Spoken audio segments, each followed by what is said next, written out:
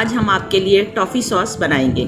इसके लिए हम 1/4 कप दूध में half table spoon cornflour mix करेंगे।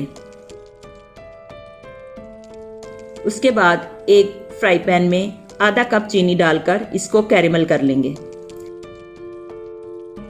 जैसे ही सारी शुगर मेल्ट हो जाए और इसका कलर ब्राउन हो जाए तो इसके अंदर हम आधा कप दूध आहिस्ता आहिस्ता करके डालेंगे और इसको हल्की आग पे पकाते रहेंगे यहाँ तक कि सारा दूध और कैरेमल अच्छी तरह से मिक्स हो जाए।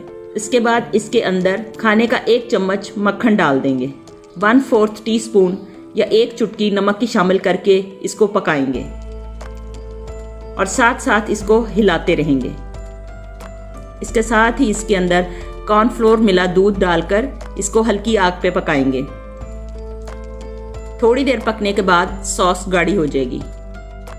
कॉर्नफ्लोर डाल के हम इसको थोड़ी देर पकाएंगे ताकि कॉर्नफ्लोर का कच्चापन ख़त्म हो जाए और सॉस भी गाढ़ी हो जाए।